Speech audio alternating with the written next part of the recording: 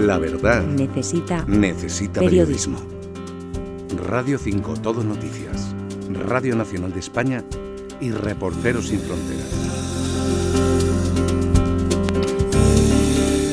Muy buenas tardes a todos. Saludos de Lucía Vilaplana y de Lara López.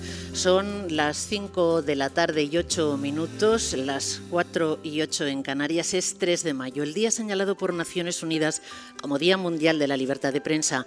Este año las noticias sobre la libertad de prensa tampoco son muy buenas, pero seguimos informando. Es lo que hacemos en Radio 5 habitualmente. Y por tercer año consecutivo, en colaboración con Reporteros Sin Fronteras desde la Casa de América en Madrid, Radio 5 dedica este programa especial a repasar el estado de la libertad de prensa en el mundo, en Latinoamérica en especial y en nuestro país, por supuesto. Un ejercicio necesario y creemos y esperamos que de sumo interés para nuestros oyentes. La libertad de prensa no es un lujo, aunque lo pueda parecer. Es un derecho fundamental de la sociedad y uno de los más importantes porque sin libertad de prensa ninguna sociedad puede considerarse democrática. Es de todos conocido, pero seguramente no viene mal recordarlo en este día. El artículo 19 de la Declaración Universal de los Derechos Humanos, proclamados como derechos fundamentales por Naciones Unidas, dice así: todo individuo tiene derecho a la libertad de opinión y de expresión. Este derecho incluye el de no ser molestado a causa de sus opiniones, el de investigar y recibir informaciones y opiniones y el de difundirlas sin limitación de fronteras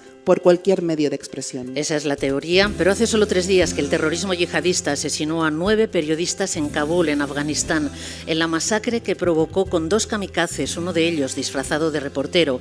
Esto ha disparado el número de informadores asesinados en lo que va de año. Son ya 27, 23 periodistas y 4 cibernautas. 2 países latinoamericanos en concreto van a ser en este 2018 los protagonistas de este acto conjunto de Reporteros Sin Fronteras y de Radio Nacional de España, Radio 5, en la Casa de América: México y Colombia. México, por razones obvias, es donde más periodistas mueren asesinados sin que el país esté en guerra y donde ahora mismo resulta más difícil y más peligroso ser periodista. Desde el 3 de mayo del año pasado han sido asesinados allí en México 13 periodistas y colaboradores de prensa, 11 el año pasado, 2 este, y la situación no mejora, más bien va peor. No hay investigaciones sobre estos crímenes o, si las hay, no llegan a ninguna parte. Colombia también atrae especialmente nuestra mirada en este 2018 porque está inmersa en un periodo difícil, complicado, pero de recomposición de la convivencia y de la vida pacífica. Es cierto que las cifras han variado en los 2 últimos años, si hablamos de secuestrar y asesinar a periodistas, pero es que se sigue haciendo. Hace solo unos días fueron asesinados 2 periodistas y su chofer en la frontera entre Ecuador y Colombia, que habían sido secuestrados previamente por una facción disidente de las FARC. Vamos a hablar también, por supuesto, de más países de Latinoamérica a lo largo de este programa, de Venezuela, de Brasil, de Ecuador, y sobre todo queremos repasar el estado de libertad de información en el periodismo que se escribe en español. Y en este día vamos a recordar también que Reporteros Sin Fronteras España mantiene una campaña solidaria con los periodistas encarcelados en el mundo. Invita a los periodistas españoles a apadrinar a 10 de ellos para que su nombre y su causa no se queden entre rejas, para pedir su libertad. Y hablaremos finalmente, tenemos que hacerlo, de cómo se presenta el futuro y de los principales retos del periodismo libre en estos momentos. Esas noticias falsas, la manipulación en las redes sociales, la mentira y la propaganda, viejos y nuevos enemigos de la prensa libre, a los que hay que combatir sin duda, por salud democrática sobre todo. También por salud y por placer, en este espacio de 2 horas que estamos abriendo en Radio 5, porque vamos a tener música en directo, la música y la solidaridad de los 3 grandes músicos que nos acompañan: Maruán, Rosalén y Pez Mago. Pues la música y nuestro trabajo de hoy están dedicados especialmente a todos los periodistas del mundo que ahora mismo están encarcelados o secuestrados o amenazados precisamente por informar, por contarnos lo que pasa. Empezamos ya. Y lo hacemos... La verdad necesita periodismo. Lo hacemos recordando efectivamente que la verdad necesita periodismo y lo hacemos saludando a Alfonso Armada, que es el presidente de Reporteros Sin Fronteras España desde que fuera nombrado en noviembre pasado, tras el fallecimiento de la anterior presidenta, de Malena Aznárez, a la que echamos mucho de menos, impulsora de este acto del Día de la Libertad de la Prensa en el mundo, que yo no sé cómo está fatal, ¿no, Alfonso? Bueno, la verdad es que a mí siempre me ha gustado muy poco llorar, y menos llorar por la radio, porque las lágrimas no se ven, es una ventaja. Pero sí, la información, la libertad de prensa en el mundo no vive su mejor momento Y el triste episodio de Afganistán de hace unos días, con 9 periodistas asesinados, viene un poco a ratificarlo. Desde Reporteros Sin Fronteras, la verdad es que nos quejamos de que se haya convertido a los periodistas en objetivo, en el hombre a batir, ¿no? Mensajeros que traen noticias necesarias, pero noticias no bienvenidas por regímenes dictatoriales y por poderes que no quieren que la verdad se descubra.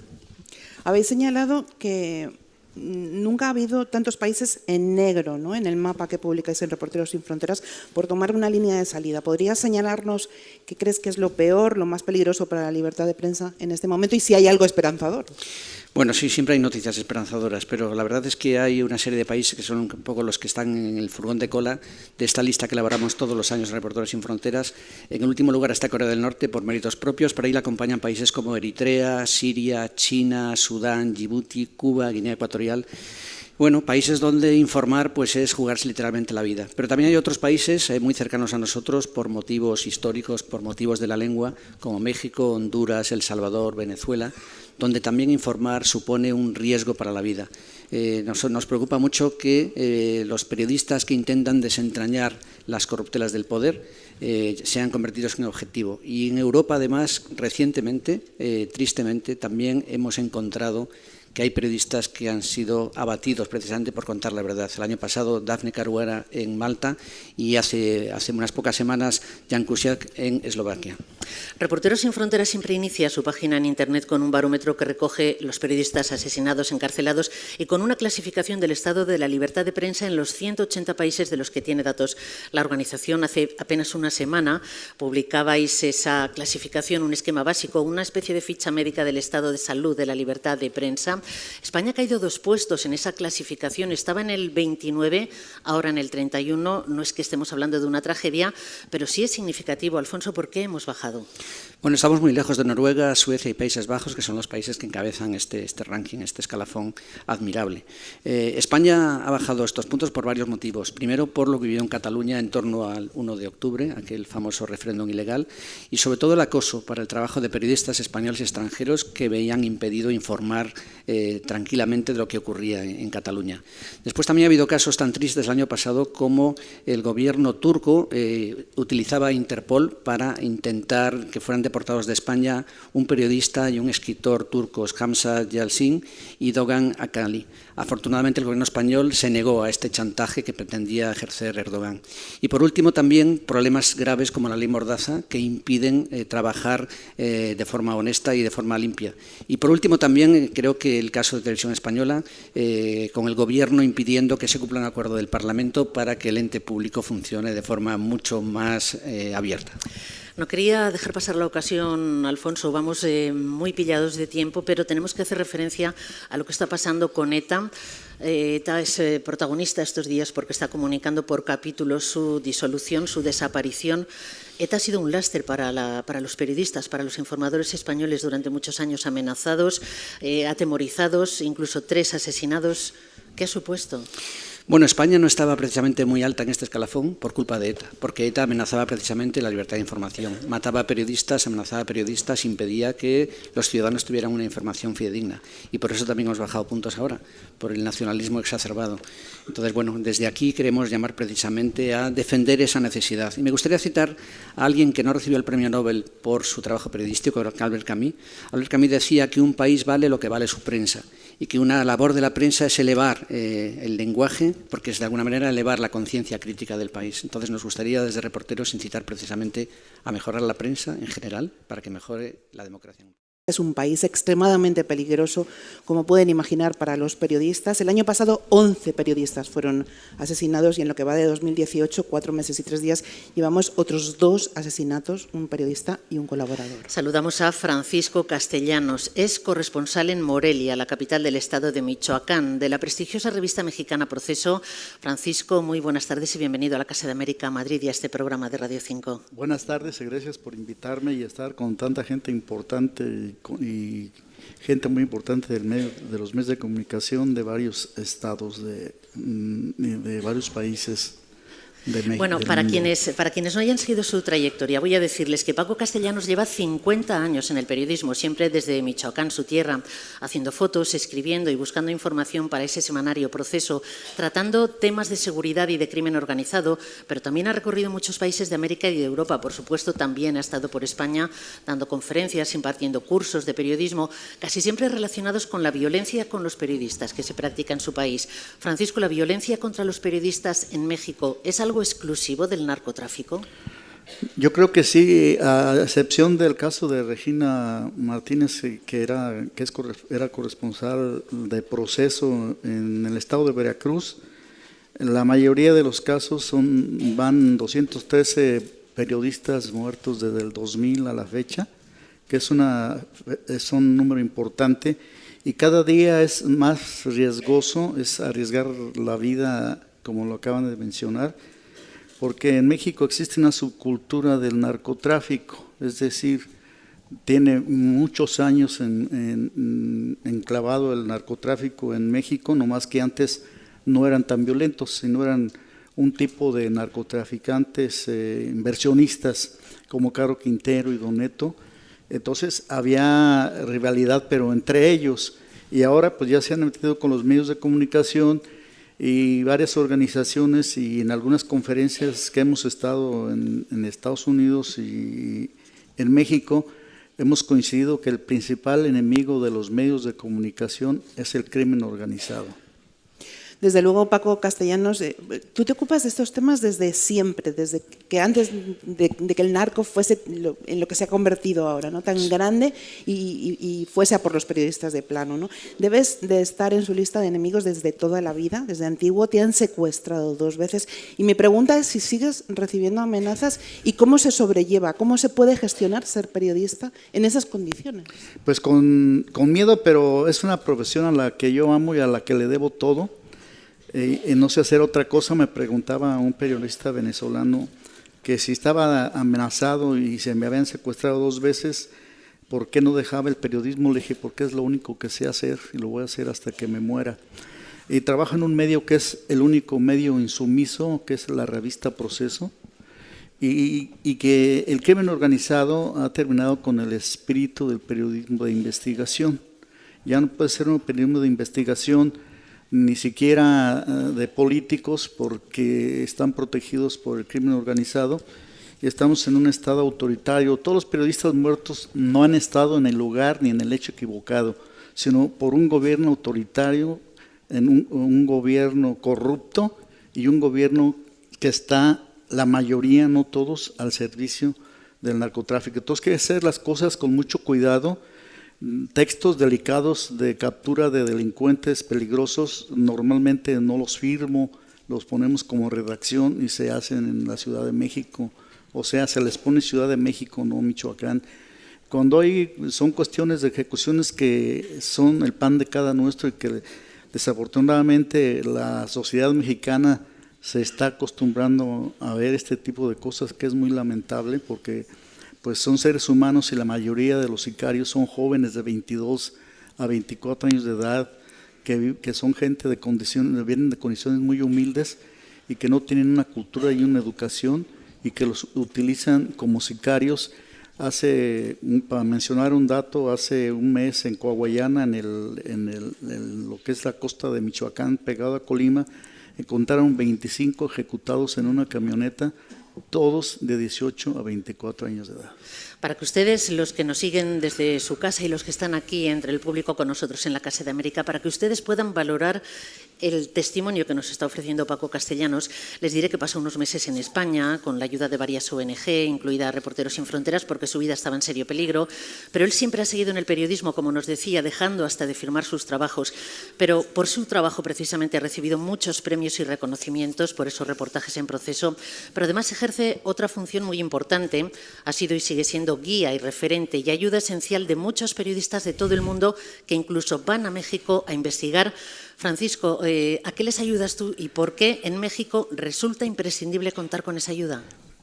Porque conoces el lugar.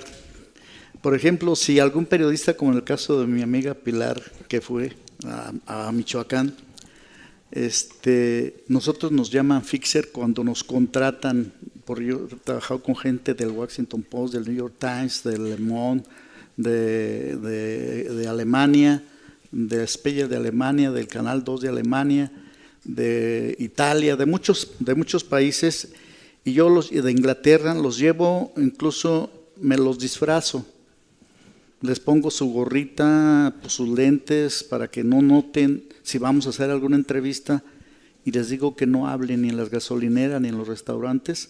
Vamos ni sacamos cámaras ni nada, vamos directamente al lugar de la entrevista, entonces ya se sacan las cámaras, porque traer cámaras en Michoacán, en la calle, es un riesgo de que te levanten, te secuestren, porque son, bueno, se llama privación ilegal de la libertad, pero el levantón es cuando te levantan para darte un mensaje o para matarte.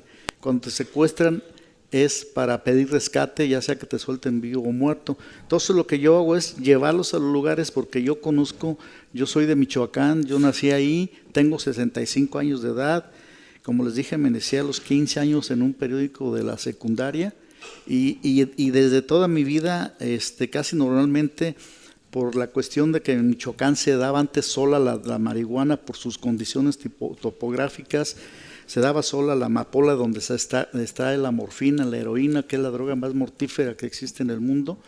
Entonces la gente está acostumbrada, poblaciones completas, que se dedican al cultivo, a la venta, al trasiego de este tipo de drogas. Entonces yo conozco bien el lugar y conozco a mucha gente que está inmiscuida en el crimen organizado, y entonces ya hablo con ellos, son con mis contactos, y ya llevo a los medios de comunicación. La verdad es que es estremecedor, ¿no? Terminología propia. Una de esas periodistas, hacía referencia a Paco Castellanos a ella ahora mismo, es Pilar Bernal, reportera de Telecinco, miembro de la directiva de Reporteros Sin Fronteras. Gracias por estar con nosotros hoy, Pilar. Muchas gracias. ¿Por qué crees que resulta tan necesario que Paco Castellanos os ayude cuando vais a México? Y me pregunto si los periodistas extranjeros estáis en la misma situación que los locales, o en menor peligro, o se puede medir eso, hay una gradación.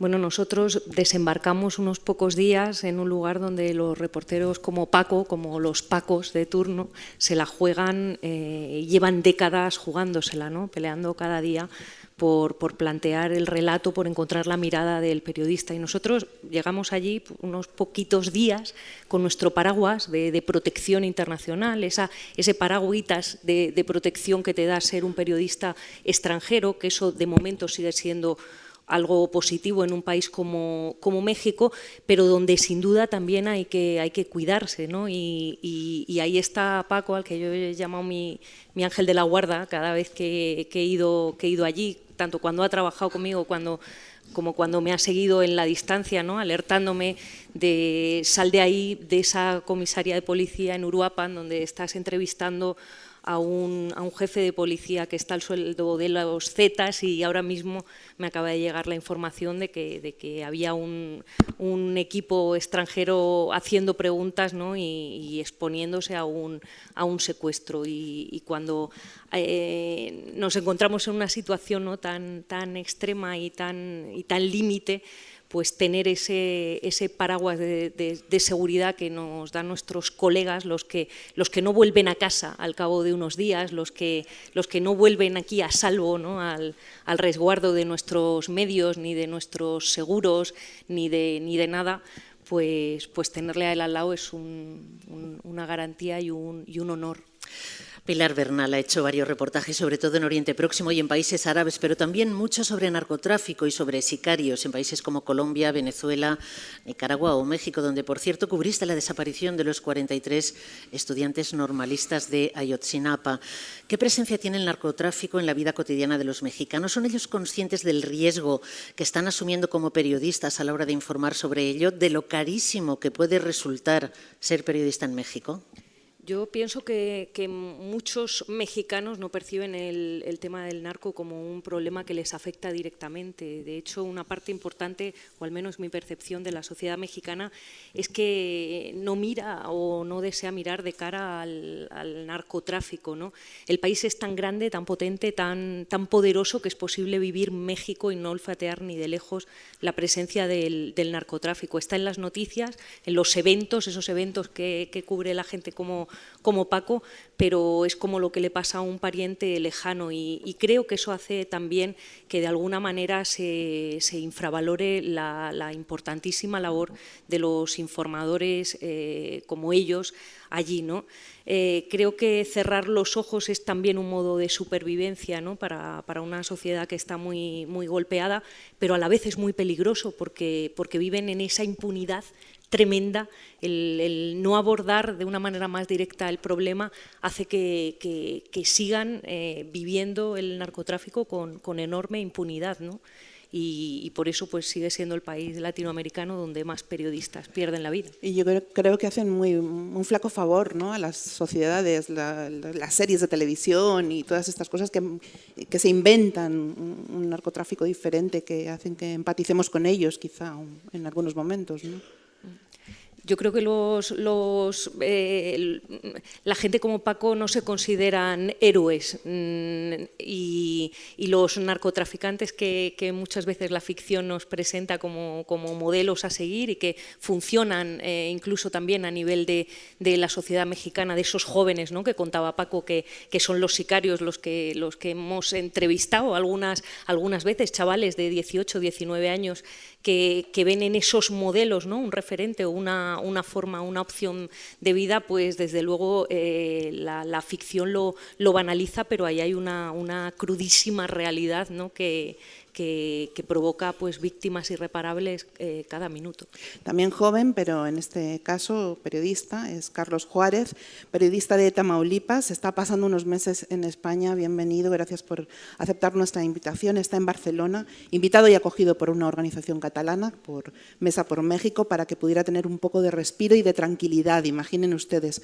Bienvenido a Casa de América de Madrid y a este programa. Yo me pregunto, mira, en tu crónica La muerte de Ronnie no fue natural, escrita en 1994, tú te preguntabas, ¿es barbarie? ¿Es el tejido social que está roto? ¿Es la violencia del momento que se desborda? ¿Es la confusión del momento? ¿Es la reacción de los delincuentes ante la nueva estrategia de seguridad en Tamaulipas? ¿Cómo es trabajar de periodista allí, Carlos? Pues bueno, primero muchas gracias por la invitación y por hablar de Tamaulipas. Platicábamos antes de entrar acá, en vivo, de que México es muy diverso, es muy grande, y de pronto lo que pasa en Michoacán no es lo que pasa en Tamaulipas, no es lo que pasa en Veracruz, no es lo que pasa en Guerrero, en fin. Y trabajar en Tamaulipas es aprender a saber qué decir y qué no decir, ¿no? El resumen es aprender al silencio. Creo que de mi generación, la generación justamente de Paco, de compañeros que tengo de esa edad, ya nos enseñaban a nosotros qué tenemos que decir, cómo lo tenemos que decir, y luego después uno ha ido aprendiendo cómo puedes cubrir el funeral de un niño de 12 años que lo rafaguearon y que el gobierno dice es un niño que vendía droga, y los amigos dicen no, él no vendía droga, era un niño como cualquiera, ¿no? Es quedarte también en medio de la narrativa oficial. Yo estoy con un posicionamiento muy fuerte de que sí, el crimen organizado tiene su parte del pastel importante en todos los muertos que hay, su responsabilidad, pero en un estado como Tamaulipas, donde actualmente el exgobernador Tomás Yarrington Rubalcaba está extraditado de Italia a Estados Unidos, acusado de narcotráfico, acusado de lavado de dinero, y donde su sucesor, Eugenio Arenas Flores, también está preso, acusado por Estados Unidos, acusado por narcotráfico y por lavado de dinero. Pues no te explicas que el crimen organizado avance solo, ¿no? Avanzó en Tamaulipas con un apoyo muy fuerte del gobierno y también con un apoyo muy fuerte de cierta parte de la sociedad civil que pensó que allí iba a tener un respaldo, y que bueno, que hemos visto que ahora es sangre, dolor, miedo, pero también esperanza en pensar que pueden cambiar las cosas. Escribe muy bien Carlos Juárez, no puedo hacer un resumen de todo lo que has hecho porque son muchísimas cosas, empezaste muy joven. Repasando el perfil, queda claro, sin embargo, que lo que más le interesaba a este estudiante de la información ya desde el principio era la información cultural. De hecho, la memoria oral de las músicas tradicionales de Tamaulipas, por ejemplo, y yo conozco muy bien el periodismo cultural, lo defendemos mucho en Radio 3, tengo un programa de música diario, en fin, parece que ni siquiera a eso te puedes dedicar de manera tranquila estando en México. Es que como el narco ha sido transversal, la violencia más que el narcotráfico ha sido transversal, ha cruzado desde el empresario, el bolero, el músico, el periodista, la ama de casa, a todos nos ha tocado de alguna manera. Yo siempre sostengo de que para que el narco, para que el crimen organizado y la violencia también que ha ejercido el ejército mexicano y la marina sobre el periodismo haya llegado al periodismo, es porque ya cargó contra toda la demás sociedad. O sea, y lo vemos hace no menos de un mes y medio, la Marina desde un helicóptero rafagueó a una familia, murieron de ahí la mamá y 2 niñas, el papá quedó herido. La Marina de pronto dijo, no informó de eso, pero pues va haciendo uno como reportero redes con muchos corresponsales, que es un punto importante, los corresponsales de otros países en México tienen acceso a otra información y bueno, pues es parte también de reportar ese tipo de cosas, que hago hincapié, también hay una gran parte del Estado que ejerce la violencia y la música es como mi parte en que trato de tranquilizarme, trato de decir, bueno, hay esperanza, sin embargo, pues la cultura del narco, que también lo menciona, ha también pegado a muchas músicas, entonces es muy, muy complicado y doloroso hacer esto. Os agradecemos muchísimo estos testimonios porque hacen que por lo menos nos hagamos una idea de cómo tenéis que vivir y cómo tenéis que trabajar en esa parte del mundo. Os agradecemos muchísimo que compartáis esas experiencias. Antes de terminar esta charla y de que te vayas tú, Pilar Bernal, me gustaría que nos hablaras en un minuto apenas, pero que nos digas a quién apadrinas tú. Apadrinas a algún periodista, ¿verdad? Sí, a Nargis Mohammadi, que está en la otra punta del mundo de México, está en Irán, un país que tampoco está en guerra, pero donde es muy duro, muy difícil ejercer el periodismo libre, ¿no? A Nargis la detuvieron por defender los derechos humanos, por protestar por el encarcelamiento de otro colega que acabó muriendo en prisión. Y es una periodista comprometida, su marido también periodista, ha pasado épocas durísimas dentro de esa terrible cárcel de Evin, donde el régimen de los ayatolás sepulta, ¿no? la opinión y la libertad de sus periodistas. Y bueno, pues desde Reporteros Sin Fronteras también recordamos a Nargis y exigimos a ese gobierno de Teherán que la ponga en libertad. Gracias, muchísimas gracias a los 3. Buenas tardes, soy Ángeles Bazán, amadrino a la periodista china Gao Yu, condenada en el año 2015 por hacer su trabajo. Gao Yu escribió acerca del llamado documento número 9, considerado alto secreto por las autoridades chinas. ¿Por qué? Porque allí el gobierno chino expresa lo que realmente piensa del resto del mundo y no quiere que se sepa. Habla de los riesgos de la democracia, de los peligros de la prensa independiente. Curioso, ¿no? Gao Yu actualmente está en arresto domiciliario.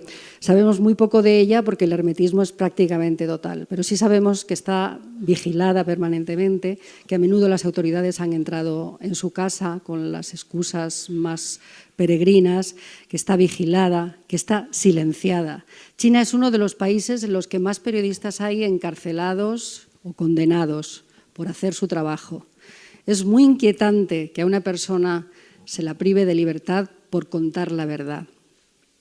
Por eso amadrino en este caso a Gao Yu, porque sé que la presión internacional da resultados. A menudo muchos periodistas han sido liberados y por eso también sé que cuando un hecho no se habla de él, no existe, es importante que se cuente.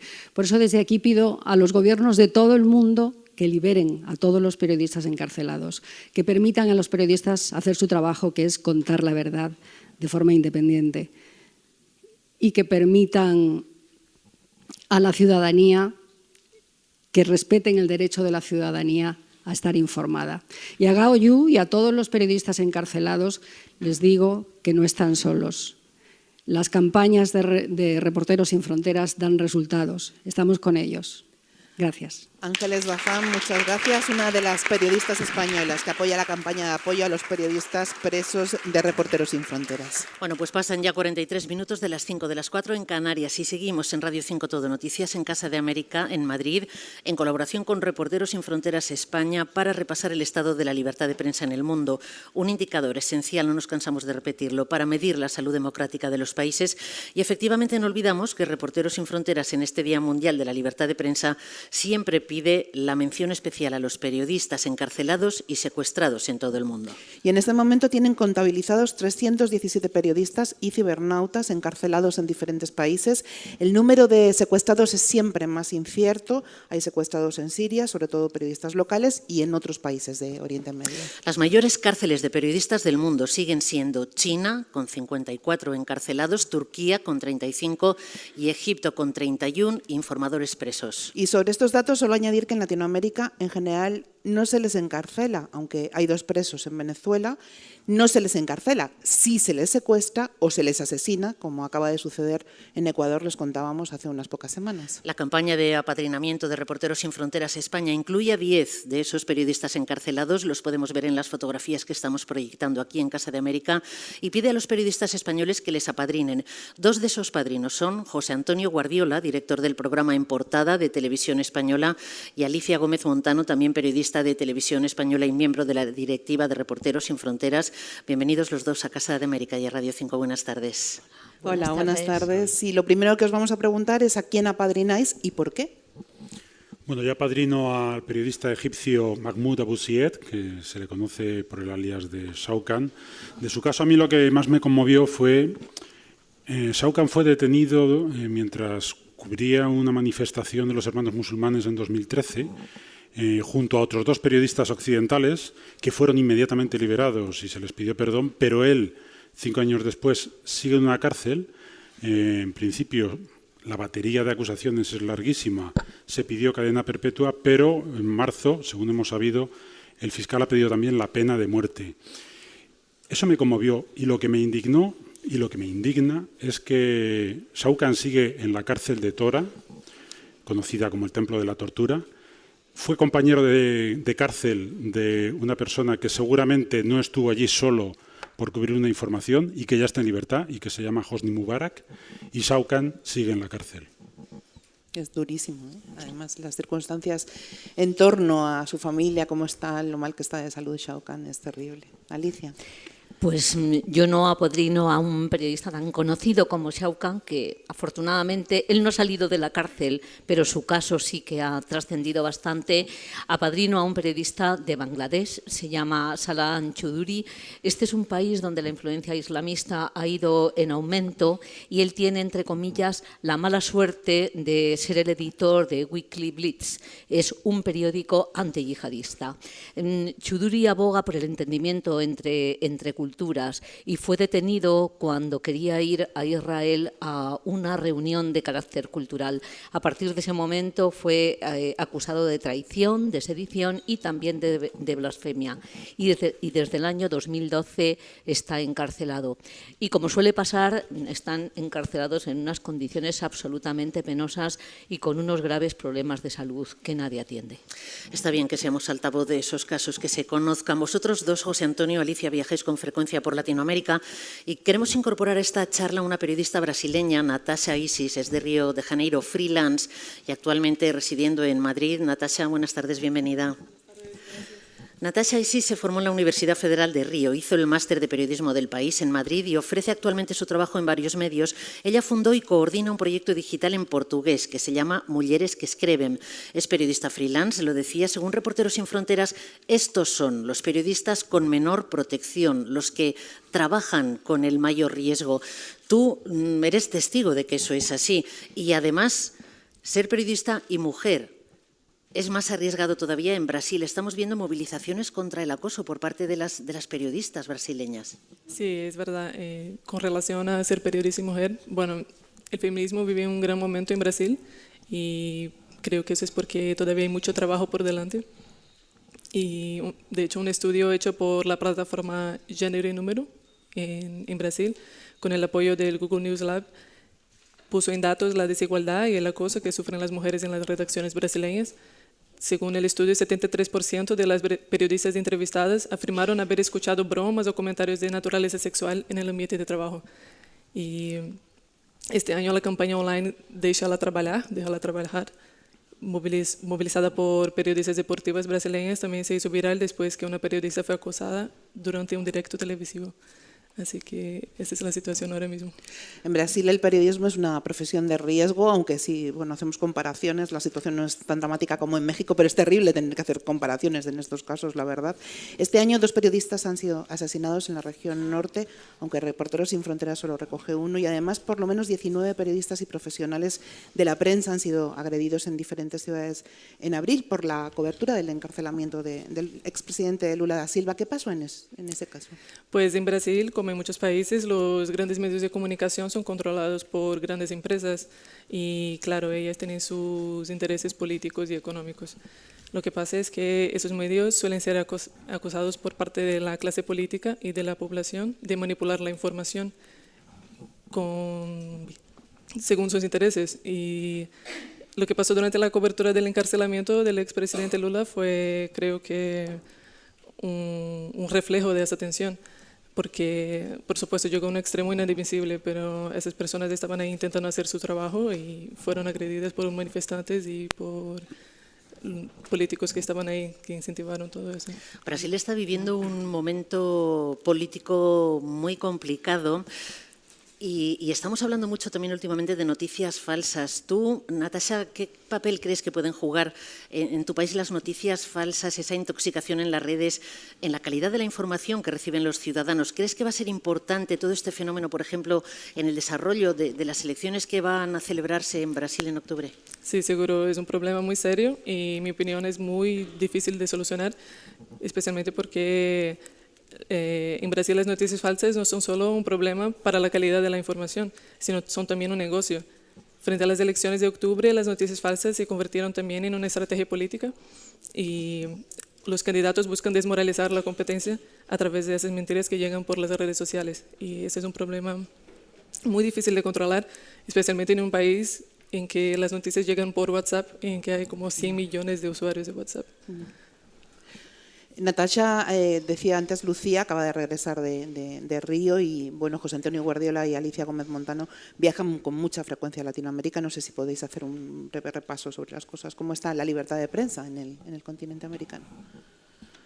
Bueno, en el continente americano habría que ir un poco, claro, es un demasiado espacio y demasiado terreno y además, por ejemplo, hay países como Colombia donde en parte la situación ha cambiado debido al proceso de paz, pero bueno, tenemos luego aquí expertas periodistas colombianas que también nos van a hablar de ellos.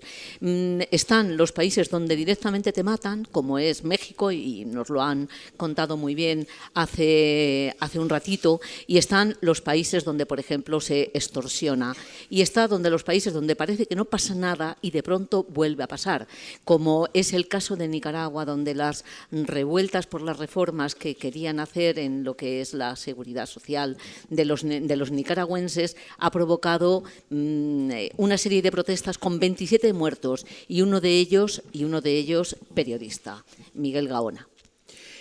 José Antonio Guardiola, tú has vuelto hace nada de Texas, ¿no? Y, bueno, que es casi Latinoamérica, ¿no? Podría decirse, yo no sé. Una parte. Yo no sé si se nota la influencia de Trump en todo esto. Sí, bueno, por un lado yo creo que la fiebre tuitera del presidente de Estados Unidos se asume con cierta resignación por parte de los periodistas, entre otras cosas porque forma parte de la libertad de expresión que allí es sacrosanta. Otra cosa es cómo ejercen los medios de comunicación, tanto en castellano o en español como en inglés, cómo ejercen su papel de denuncia de todos los excesos, los abusos, los chantajes, es decir, la actividad política del presidente. Y yo creo que ahí, sean periódicos como el New York Times o el Washington Post, o sea la Tribuna de Texas, el papel que están desempeñando en desvelar todas las noticias que vamos conociendo, incluso hoy mismo, esta mañana, es digna de encomio, ¿no? Por otra parte, en Estados Unidos es que la primera enmienda está inoculada en la sociedad y en todos los ciudadanos de Estados Unidos, y desde 1790-91 se legisla que no puede haber una sola ley que restrinja la libertad de expresión o la libertad de prensa. Y eso es para todos. Cosa que también diré que nosotros, que somos periodistas internacionales, pero que vivimos aquí, a mí a veces me encantaría que tuviéramos una primera enmienda, porque cada vez nos cuesta más ver la paja en el ojo ajeno, ¿no? Cuando en España vemos que los poderes están intentando controlar los medios públicos o los controlan, o incluso lo que los medios tradicionales cada vez son más permeables a la influencia de los poderosos, eso lleva a tener una prensa débil y hay que, yo creo, alertar a la ciudadanía de que una prensa débil es sinónimo de democracia débil, ¿no? Centroamérica siempre requiere atención en torno a la libertad de prensa. Lo recordaba ahora mismo Alicia en el estallido social que se vive en Nicaragua. El asesinato escalofriante de un disparo a un periodista, Ángel Gaona, mientras informaba en directo, fue estremecedor. El periódico El País publicaba que durante esta ola de violencia sin precedentes los periodistas independientes habían denunciado que no contaban con garantías para ejercer su labor en Nicaragua. Hasta el sábado habían sido agredidos con violencia por lo menos 12 reporteros. Algunos de ellos además denunciaron el robo de sus equipos. Vosotros habéis estado en Nicaragua, ¿qué noticias recibís de vuestros colegas, de cómo tienen que informar desde allí, de vuestros corresponsales, de vuestros amigos? Pues Nicaragua fue uno de los primeros países que visité en el año 85, que mira que ha llovido desde entonces. Y la verdad es que esta jornada me ha permitido, bueno, ha sido un pretexto para hablar con algunas personas que conocí allí y con las que he seguido manteniendo en contacto, aunque alguno de ellos ya no vive en Nicaragua. Periodistas como Sofía Montenegro, como Sergio de Castro, como Sandra García, que fue directora de Barricada Internacional. Entonces me contaban que las presiones que ha habido del gobierno de Ortega sobre la prensa han sido siempre muy grandes, y me decían los tres con ironía, que ya son periodistas con experiencia, dice, la diferencia es que antes, abro comillas, todos éramos sandinistas. ¿Qué querían decir con eso? Bueno, que estaban todos entusiasmados con el proceso que había permitido la caída de la dictadura de Somoza, y por lo tanto, en ese sentido, digamos que se dejaban a veces engatusar o camelar por algunas de las presiones que recibían. La cosa fue cambiando, como también fue cambiando el propio gobierno de Ortega, y en este momento, aunque por ejemplo a España muchas veces llegan poquísimas noticias acerca de Nicaragua, la rebelión de los medios y la presión del gobierno de Ortega respecto a los medios es muy grande, especialmente a los tradicionales, a los de siempre, por ejemplo, a la prensa o al Confidencial que dirige el hijo del legendario periodista Chamorro.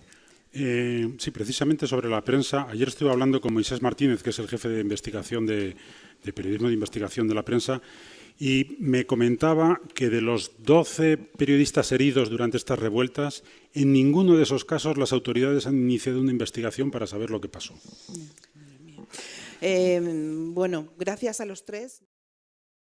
Estamos repasando con nuestros invitados la situación de la libertad de prensa en el mundo, especialmente, lo decimos siempre, en Latinoamérica. Nos interesan sobre todo los medios de comunicación que se expresan en castellano, en español, y más especialmente aún este año hemos hablado ya de la situación en México y algunos otros países latinoamericanos, y ahora nos vamos a poner el foco en el norte de América del Sur, en Colombia, en Ecuador, en Venezuela.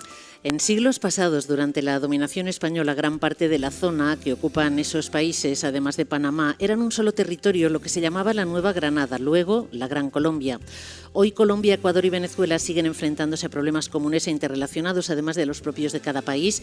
Es muy grande la influencia que ejercen unos sobre otros y no sabemos si esa interrelación se traduce en algo respecto a la información y a los medios de comunicación de cada país. Están con nosotros unos periodistas, 4 concretamente, que les presento ya, de esos países, de Colombia, Ecuador y Venezuela. Son Fabiola León, de Colombia, Felipe Sánchez, también de Colombia, María Fernanda Ampuero, de Ecuador, y Domenico Chiappe, de Venezuela. Muy buenas tardes a todos, bienvenidos a este programa en directo. Gracias por aceptar nuestra invitación. Gracias. Desde Bogotá ha viajado para estar aquí esta tarde Fabiola León, que es la corresponsal de Reporteros Sin Fronteras en Colombia desde hace 10 años.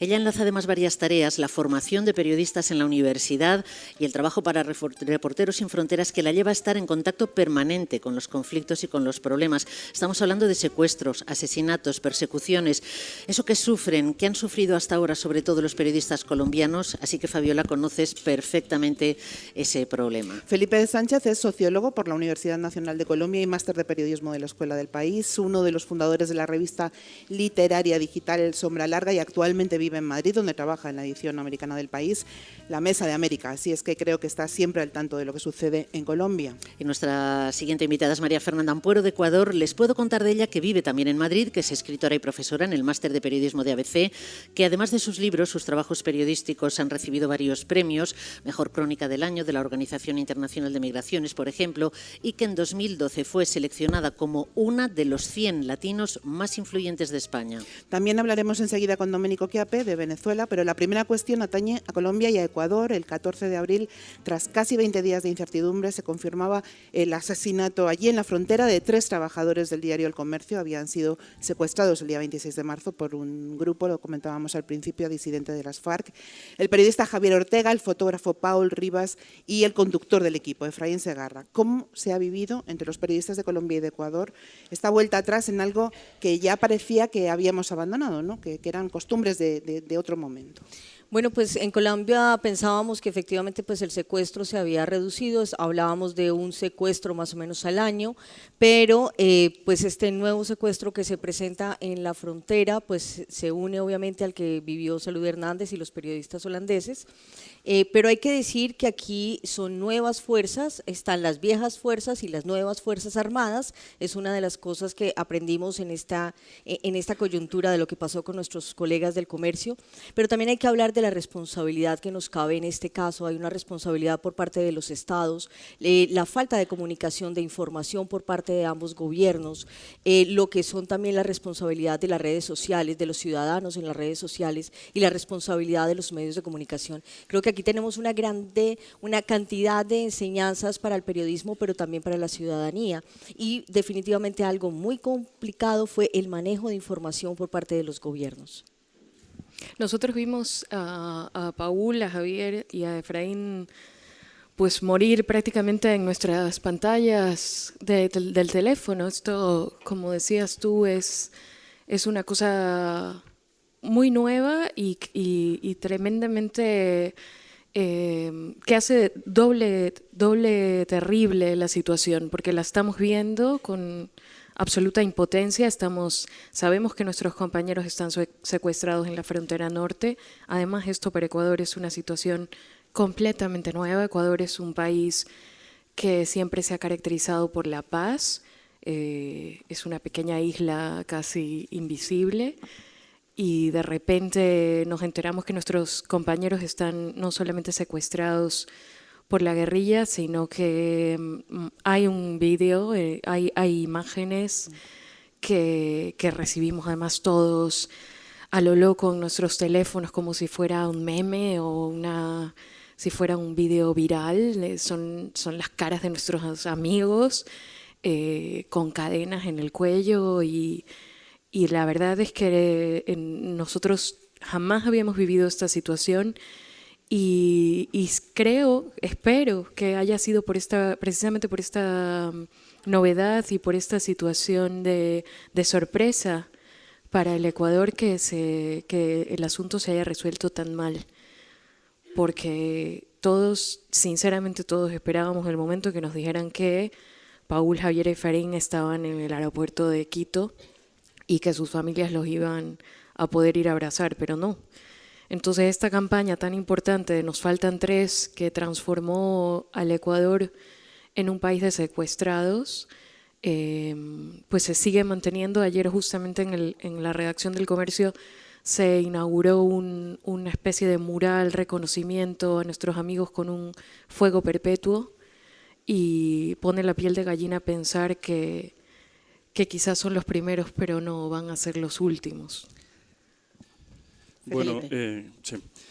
Yo creo que para el periodismo colombiano y para el país en general, este crimen no fue un crimen contra unos periodistas extranjeros, sino un crimen contra la libertad de expresión en Colombia.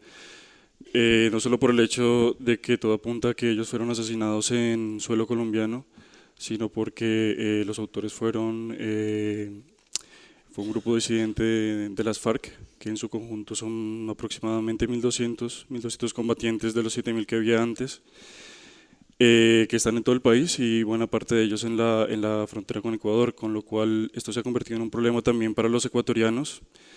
Está visto con esto que acaba de pasar y con las bombas que ese grupo disidente ha puesto a estaciones de policía, por ejemplo, en Ecuador.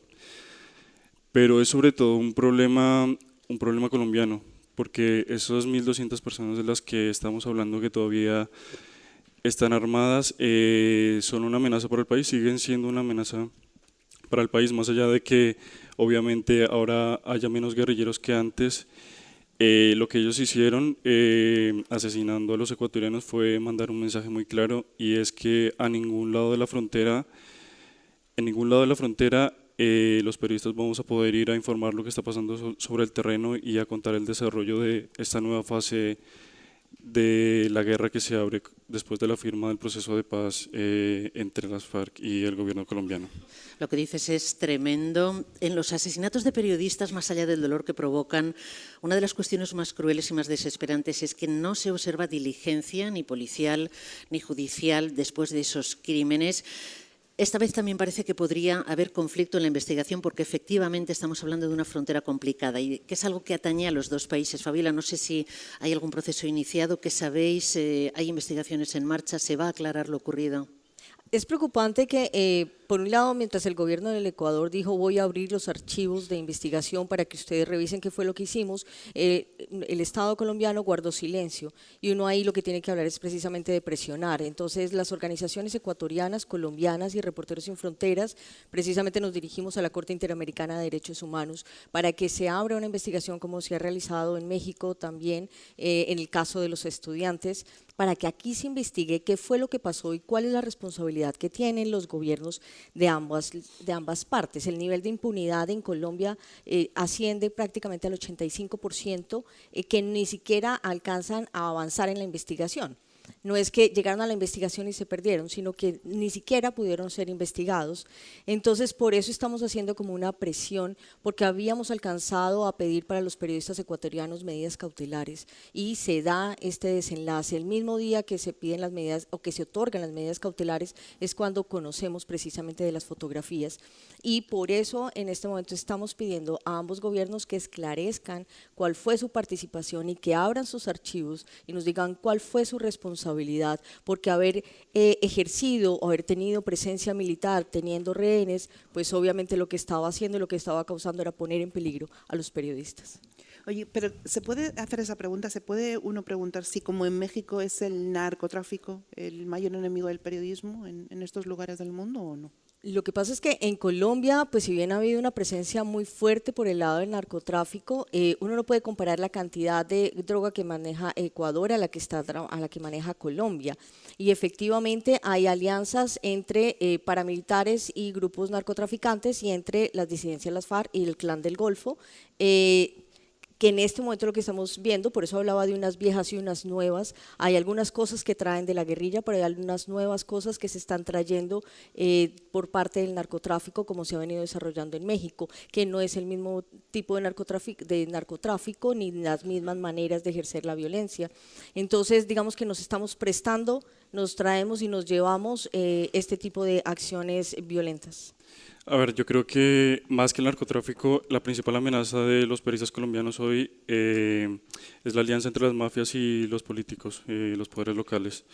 Hay una cifra que le puede poner rostro a esto, y es que entre 2000 y 2015, según un informe del Centro de Memoria Histórica, 9 de cada 10 periodistas asesinados en Colombia eran reporteros que trabajaban en medios pequeños, medios regionales. Y bueno, ya que estamos en radio, más de la mitad de ellos eran periodistas radiales, que es el medio de comunicación por excelencia en Colombia. Entonces, estas personas que son las que están más expuestas al peligro de informar son a su vez también las más importantes para la protección de la democracia en el país, porque en Colombia generalmente, digamos que históricamente más bien, el Estado nunca ha estado presente en todo el territorio.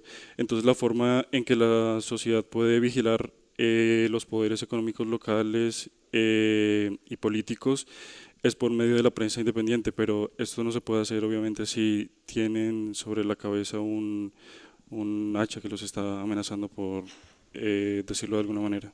Claro, además esto se mezcla, estas mafias entran también dentro de lo que son las multinacionales, el tema minero energético e incluso el tema del Estado. Uno de los principales victimarios de la libertad de expresión en Colombia viene siendo el Estado a través de las fuerzas militares y la policía.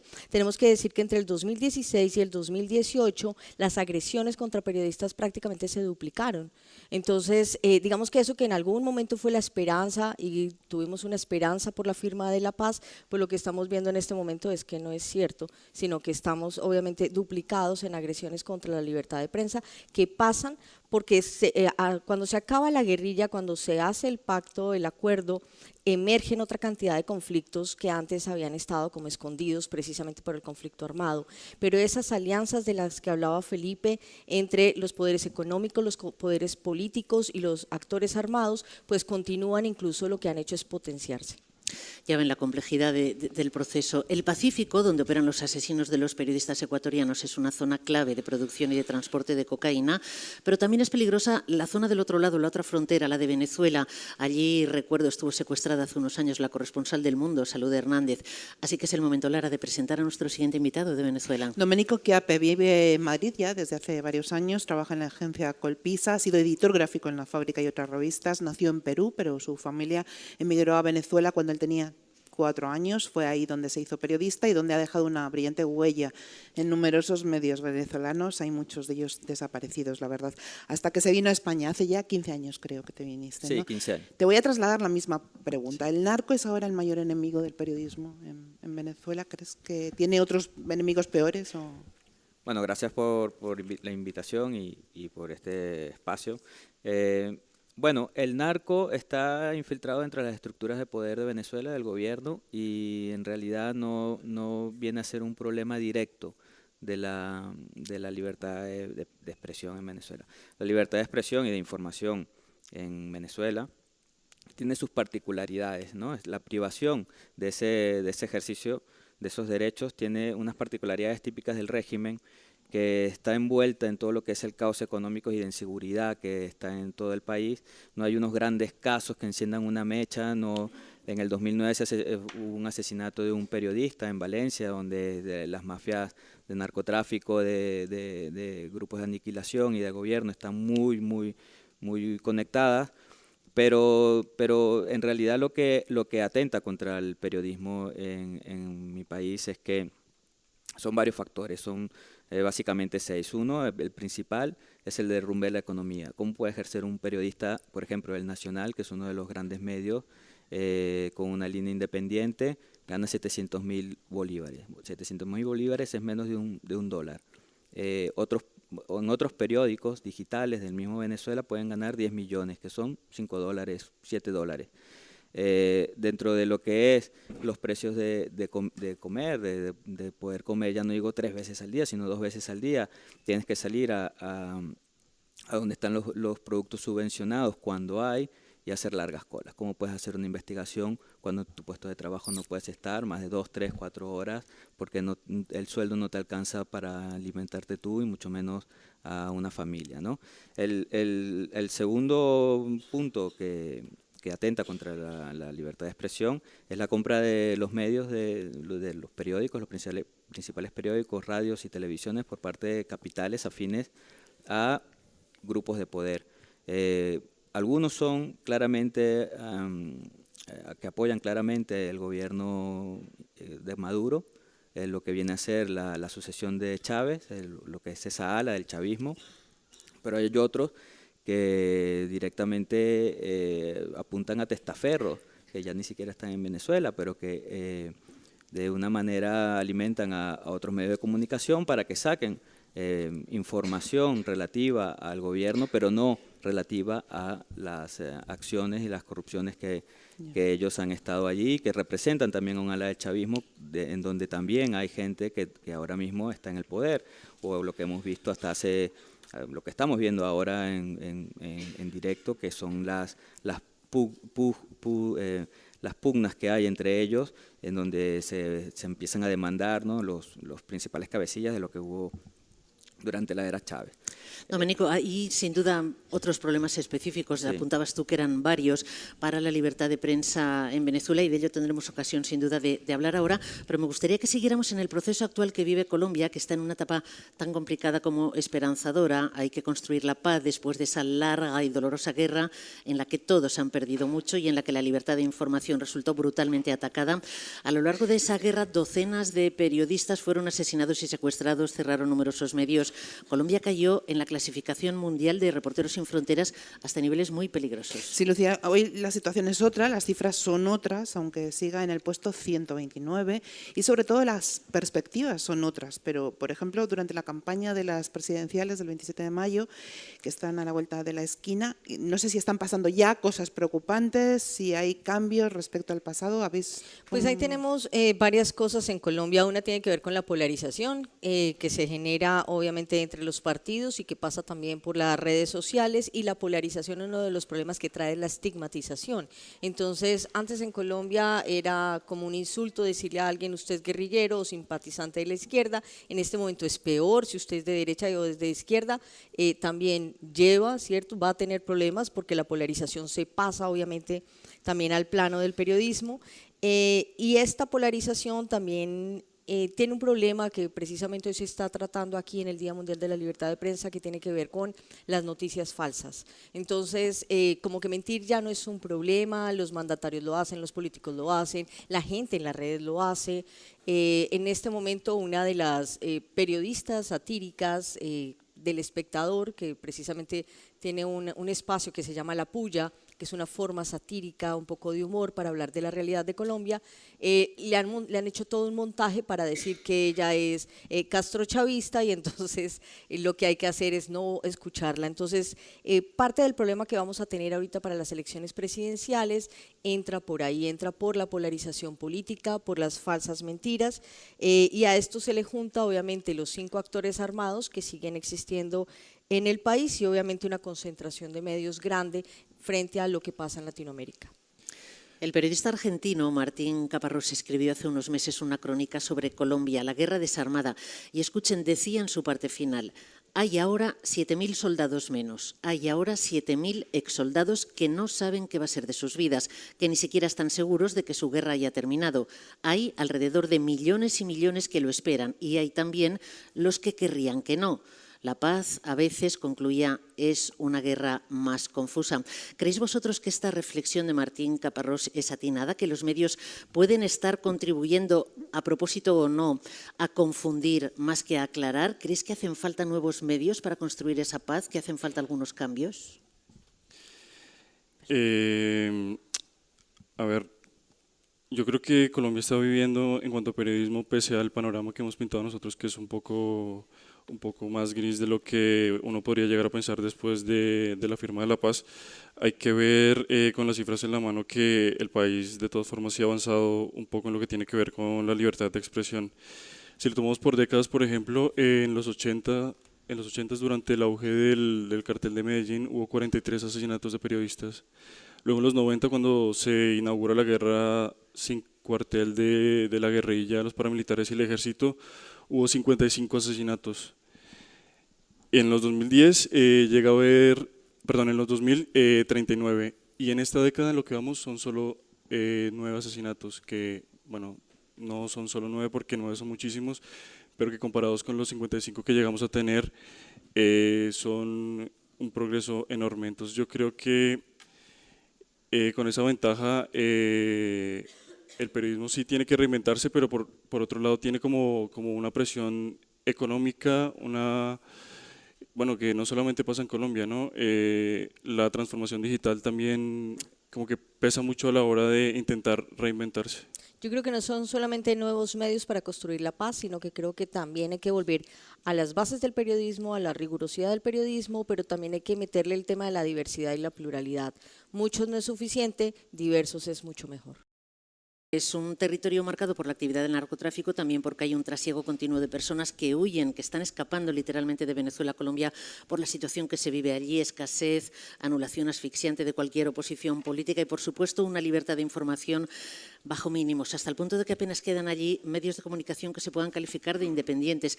Venezuela está en el puesto 137 de los 180 países que hay en la clasificación de Reporteros Sin Fronteras. Domenico, no queremos decirte adiós sin que nos digas si tú crees que hay algún tipo de futuro para el periodismo en Venezuela.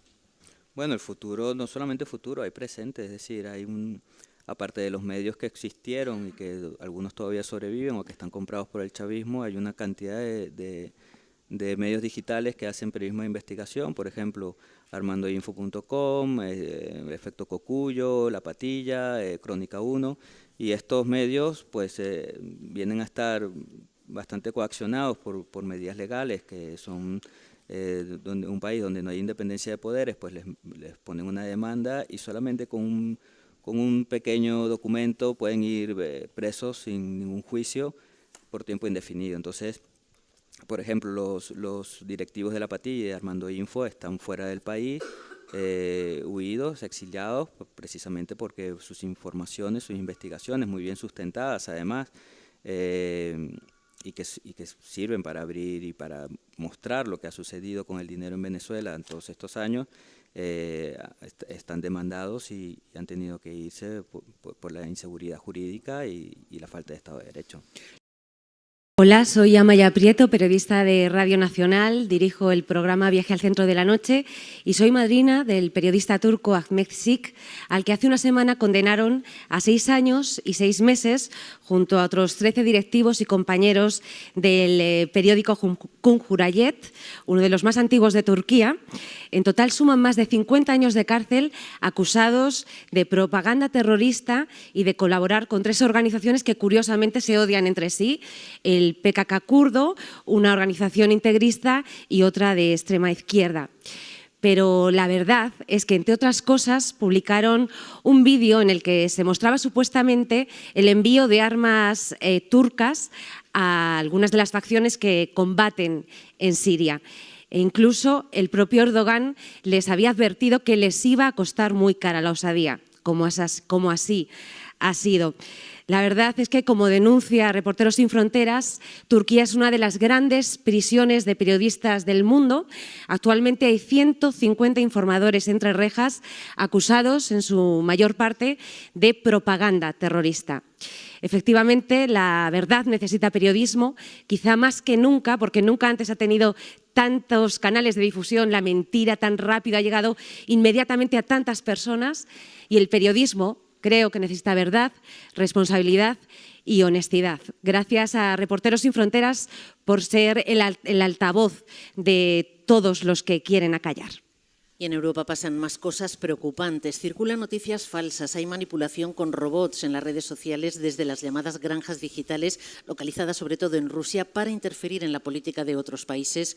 Los cambios legislativos que se aprueban o se pretende aprobar en varios países europeos que tienden en su mayoría hacia un mayor control de la información. Las amenazas desde varios gobiernos a los medios públicos y privados y a los periodistas. Hay evidentes saltos de retroceso en la libertad de prensa en Europa, incluida España, que recordemos ha retrocedido 2 puestos en la clasificación de Reporteros Sin Fronteras. Cifras y datos y ninguno bueno para la libertad de prensa.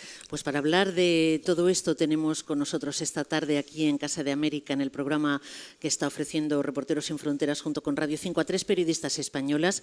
Soledad Gallego Díaz, columnista en el diario El País, Premio Ortega y Gasset de Periodismo 2018.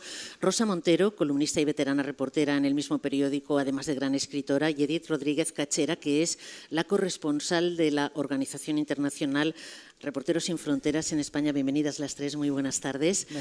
Os quería preguntar a las 3, ¿por qué creéis que retrocede la calidad de la información y aumenta el peligro para el periodismo libre y de calidad en tantos países europeos?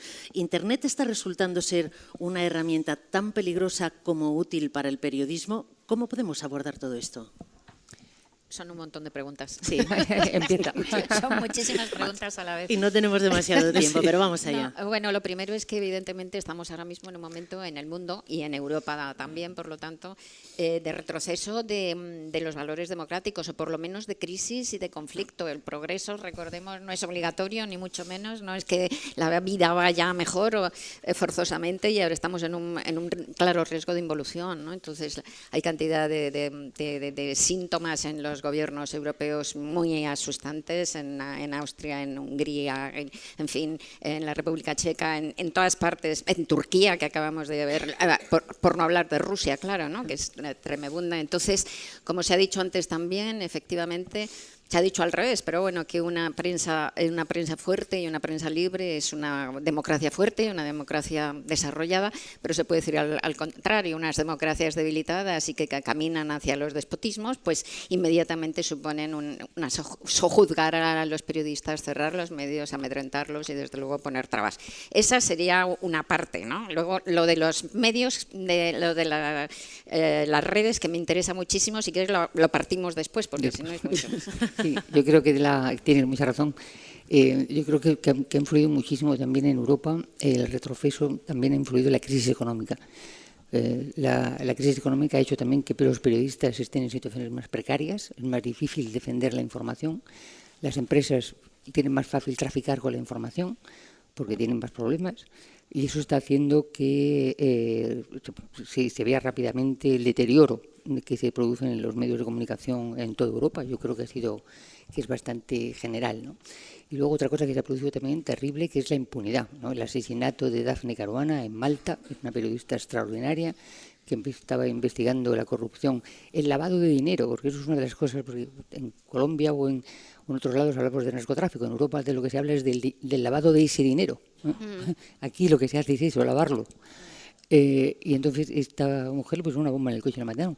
Pero Malta es un país miembro de la Unión Europea. Malta está dentro de la Unión Europea. Una periodista que investigaba la corrupción de su gobierno y el lavado de dinero es asesinada con una bomba en su coche y no pasa nada. Sí. Algo pasa. Y en Italia hay una decena de periodistas que tienen que ir con policías todo el rato, precisamente porque están escribiendo contra la corrupción de sus países. O sea que Soledad ha puesto el dedo en la llaga también en otro de los problemas, ¿no? El de la corrupción, que parece que es que Europa, que eso es una cosa como de la... No, lo tenemos aquí y cada vez nos está comiendo más. Y luego legislaciones cada vez más autoritarias, ¿no? Al calor de excusas como el terrorismo internacional, en España las manifestaciones que surgieron a raíz del 15M, pues legislaciones que están cercenando cada vez más la labor periodística y que sirven un poquito de excusa, ¿no? En España estamos constatando un cierto clima de hostilidad en torno a la libertad de expresión e información. Yo sé que hablar de esto, después de todo lo que hemos escuchado, suena un poco a problemitas del primer mundo, pero Europa no deja de ser un referente. Y la esperanza es que siga siéndolo siempre, ¿no? para los demás. Y hablando de redes, Rosa, en España en concreto las amenazas y el ciberacoso contra periodistas durante el proceso de referéndum ilegal en Cataluña, yo creo que también podríamos decir que ha marcado un antes y un después, ¿no? Sí, desde luego me consta y sé además de amigos que los han sufrido y que han sufrido presiones en las redes, han sufrido presiones también indirectas y directas personales. Es triste y señala pues el sectarismo que se está implantando también en nuestra sociedad, la tragedia de lo que está sucediendo en Cataluña y en España con respecto a Cataluña. Pero quiero poner aquí un punto de esperanza, porque recordemos que hasta hace muy poco hemos tenido una situación muchísimo más grave, con muertos reales, con muertos cada día en el País Vasco, y de eso estamos saliendo, pese a esa pantomima, ¿no? de declaración de ETA, de arrepentirse de unos muertos sí, de otros no, pero estamos saliendo de eso y eso fue hace muy poco en lo mal que lo pasamos.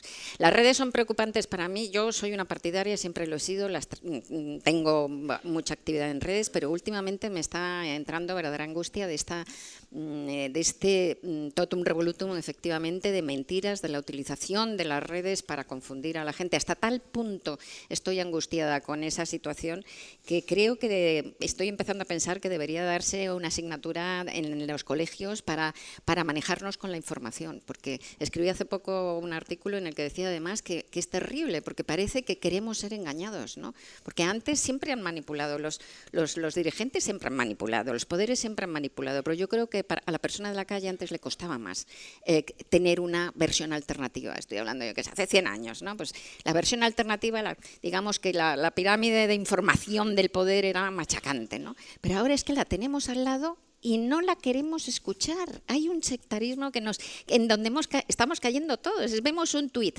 que va con nuestras ideas, aunque sea completamente mentira, y nos da igual el otro que nos demuestra que es mentira, ni lo miramos. Vemos en un informativo, en una televisión, algo que es verdaderamente una manipulación extrema, y en la de al lado con zapear podríamos comprobarlo, no lo hacemos. Entonces, a mí me preocupa mucho ese nivel de desinformación activa al que estamos llegando y que nos está volviendo locos a todos y que está influyendo en la realidad europea y del mundo, ¿no? Sí, dice el eslogan de esta edición que el periodismo necesita la verdad, ¿no? Y yo creo que lo que estamos viendo en España, también en Europa, es que los medios, hablo bien de medios y no de periodistas, y eso hay que distinguir bien, aunque cada uno tenga su papel, digamos que están en ocasiones, y gracias también a las redes, cruzando la línea roja que hay entre los hechos y el relato. Y esa es la línea roja que separa el periodismo de la política. Y ahí hay una especie de totum revolutum, recogiendo las palabras de Rosa, muy peligrosa, y yo creo que ahí los periodistas tenemos mucho que hacer, ¿no? Como dice Chomsky, lo repito últimamente mucho, los hechos ya no importan, lo factual parece que está muerto, vamos al relato, pero es que eso es comprar la política entera. Entonces lo que tenemos que volver los periodistas, el esfuerzo nuestro es apegarnos a los hechos, a lo factual y a la verdad. Y al contrastar. Sí, creo que esto es una de las cosas fundamentales para ejercer el periodismo, la búsqueda de la verdad, la verdad de los datos, porque no es otra verdad la que nosotros podemos intentar localizar o encontrar. Es la verdad de los datos, y eso es imprescindible que estemos permanentemente reivindicando eso, que los periodistas contamos datos. Eso es lo primero de todo, la opinión después, pero lo primero, contamos datos. Los periodistas son reporteros, cuentan lo que ven, cuentan lo que descubren. Eso es fundamentalmente el periodismo. Y el problema de las redes es que, como decía Rosa, siempre ha habido una relación un poco elástica con la verdad por parte de los políticos, ¿no? Pero eso es una cosa, una relación un poco elástica, y otra cosa es lo que sucede ahora, porque eso es mentira organizada de una manera muy estructurada. No es una mentira casual de alguien que miente en un momento dado para quitarse un problema de encima, no. Son campañas enteras de falsificación de información, y eso es muy grave. Y eso, lo primero, yo creo que es descubrir de dónde salen. O sea, lo primero es que tenemos que averiguar de dónde salen esas informaciones falsas, ¿no? Y buscar, porque como no es una casualidad, sino que es una organización la que hace eso, o distintas organizaciones, por supuesto, tenemos que conseguir, otra de las cosas que tenemos que averiguar los periodistas es de dónde sale esa información falsa. ¿Y quién impide eso? ¿Quién impide que busquemos como informadores? No, primero no es fácil, y después hacen falta medios, hacen falta muchos medios para eso, pero que empiecen a localizar. Ya se ha localizado la compañía esta Cambridge Analytica, sí. Ya han empezado, ha tenido que cerrar. Ya han cerrado, sí. O sea, en fin, se empiezan a poder contar cosas, empiezan los periodistas también a activarse en ese campo, ¿no? En Reporteros sin Fronteras publicamos en el mes de septiembre un informe muy difundido sobre Cataluña, que habla de la primera parte del procés, que son los años previos a los eventos del último trimestre de 2017, y ahí los propios periodistas fueron quienes hicieron eco de las presiones que estaban sufriendo por no informar, y denunciaron claramente que venían del poder, ¿no? Porque ya sabemos que el acoso, el trolerío raso, como solemos decir, lo padecen todos, pero una cosa es el acoso raso y otra cosa es el acoso desde el poder. Así que los propios periodistas, me sumo a lo que dicen. Es el momento de mandar un abrazo a los compañeros que hacen periodismo en Cataluña. A todos, un abrazo muy fuerte y mucho ánimo. Un abrazo a todos, porque es una situación que afecta a toda ideología y a todos los medios de toda línea editorial ahora mismo. Muy complicada. Sabíamos que iba a pasar esto, que nos íbamos a quedar con ganas de escucharos más, porque sois una referencia para todos nosotros, ¿no? Por vuestra experiencia, por vuestra veteranía y por vuestro prestigio. Pero no quiero que os vayáis sin que me digáis cada una, y muy brevemente, por favor, ¿qué es lo que veis peor y más peligroso ahora mismo para el periodismo en España? ¿Y qué es lo que veis de bueno? ¿Qué posibilidades de que crezcan, de que mejore? Lo más peligroso es lo que ya dije, el sectarismo, la utilización, la manipulación por parte del poder. Como ha dicho además Sol, creo que la debilidad económica pues ha puesto a los medios realmente en un lugar de secuestro casi de los poderes y a los periodistas en una situación de un trabajo de esclavitud por un dinero asqueroso y haciendo tanto trabajo que es imposible hacerlo bien. Y el futuro, pues que yo creo que las democracias necesitan una prensa fuerte y este país va a seguir siendo una democracia, se conseguirá una prensa mejor. Sí, yo creo también, yo tampoco no soy pesimista. Yo creo que al mismo tiempo que hay muchísimos problemas, pero también están surgiendo cantidad de medios digitales en los que periodistas jóvenes están intentando recuperar las cosas básicas del periodismo, que lo hacen con muchísimo entusiasmo, con muchísima entrega y con muchísima confianza en que eso podrá salir adelante. Yo espero que esos medios consigan salir adelante porque son una fuente de información muy importante para el conjunto de los ciudadanos, ¿no? Que en ese aspecto, aún sabiendo que la precariedad es enorme, incluso en esos medios la precariedad es enorme, aún así yo confío en que todas las nuevas generaciones de periodistas que están estupendamente capacitados para hacer un buen periodismo lo van a hacer. Sí, sí. Tenemos, si esto fuera un programa de fútbol, minuto y resultado para hablar de vuestros amadrinados, por favor. Bueno, yo estoy con el corazón roto por Tala Al-Mayohi, que es una bloguera siria que cuando la detuvieron en 2009 tenía 19 años y ha sido pues la víctima represaliada más joven de la primavera árabe. La condenaron, estuvo un año detenida extrajudicialmente en Siria, en las prisiones del Assad, que ya sabéis lo que les hacen, o sea, yo estoy horrorizada. La condenaron a 5 años sin pruebas en un juicio cerrado, casi clandestino. Y no solo eso, en 2013 los tribunales decretaron que tenían que liberarla y no la han liberado todavía. Entonces, este caso me rompe el corazón porque de todos los amadrinados que he tenido, creo que es el más trágico y el más indefenso.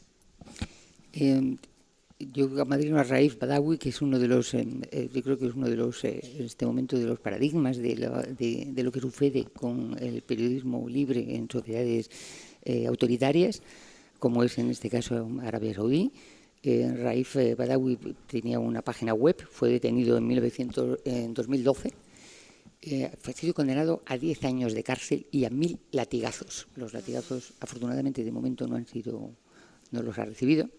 Pero lo increíble es que Arabia Saudí, con un nuevo príncipe heredero, está explicándonos que quiere hacer una apertura del régimen saudí, que sería muy bienvenida, pero la primera demostración de esa apertura del régimen saudí tiene que ser la puesta en libertad de Raif Badawi. Yo no quiero abundar mucho porque ya ha hablado Pilar Bernal de ella, de Narges Mohammadi, la periodista iraní que lleva entrando y saliendo de la cárcel desde hace más de 15 años. Simplemente leer con motivo de los 1000 días en prisión que cumplió en febrero de los 16 años a los que está condenada, las líneas que demuestran su valentía, la valentía alucinante de esta señora que entra y sale, deja a su familia y a la que nadie doblega, y cómo se dirigió al juez. Le decía así: matar, encarcelar o atentar contra los derechos humanos de una persona no es una injusticia contra una persona, es una injusticia contra la sociedad. Será, por tanto, la sociedad quien le señale a usted como responsable de estos actos ilegales e inhumanos. Esto es lo que decía Narges en su carta al juez. Pues nos quedan ya muy pocos minutos para llegar al final de este programa especial y los vamos a exprimir, ya verán. Alfonso Bauluz, buenas tardes. Hola, buenas tardes. Editor de la Mesa de Oriente en la Agencia EFE, profesor asociado de periodismo en la Complutense y miembro de la Junta Directiva de Reporteros Sin Fronteras, que también trabaja apoyando a los periodistas que lo arriesgan todo, lo que tienen y lo que no tienen y lo que tienen que pedir para trasladarnos la verdad de países donde no hay prensa libre, de donde estoy pensando en Siria, en tantos otros en conflicto. Si no están ellos, no sabemos lo que pasa allí, pero ellos no pueden ir porque no tienen quien les apoye. ¿Qué va a hacer por ello Reporteros Sin Fronteras? Bueno, vamos a ver, hasta ahora procuramos facilitar a medios físicos, digamos, como era un chaleco o una cobertura de seguro.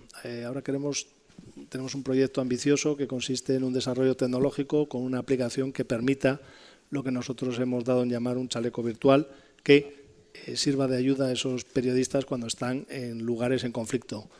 Geolocalización, posicionamiento, medidas de seguridad, cómo evitar ser localizado, etcétera, etcétera, una serie de desarrollos tecnológicos que nos van a permitir ayudarles. Y por otro lado, también estamos trabajando en cómo atenuar o buscar la manera de disminuir el acoso virtual en las redes, las amenazas y registrarlas.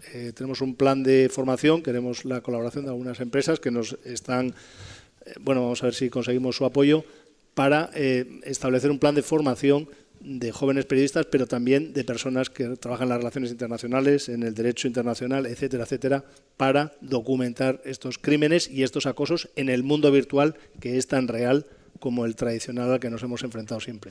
Todo ello muy necesario. Alfonso Bauduz, nos habría encantado hablar contigo de tu trabajo por África, Asia, América, sobre todo en Guinea Ecuatorial, donde sigue gobernando uno de los mayores depredadores de la libertad de prensa, Teodoro Obiang.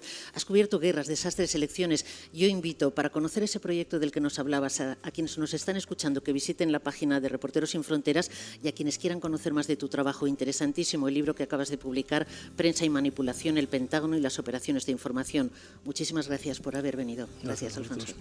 Gracias también a Jaime Sanz, a Antonio Gutiérrez, a Iker Estevez, a Luis Pendón, a Javier Hernández, a todo el equipo de Reporteros Sin Fronteras, con Maco de la Cruz al frente, con Malena, Lucía, Florence, están todas por ahí sentadas, al resto del equipo. La verdad necesita periodismo, como se ha dicho aquí, Radio 5, Reporteros Sin Fronteras y Casa de América por la libertad de prensa en el mundo. Gracias, Lucía Vilaplana. Gracias, Lara López. Gracias a todos los intervinientes. La verdad necesita periodismo.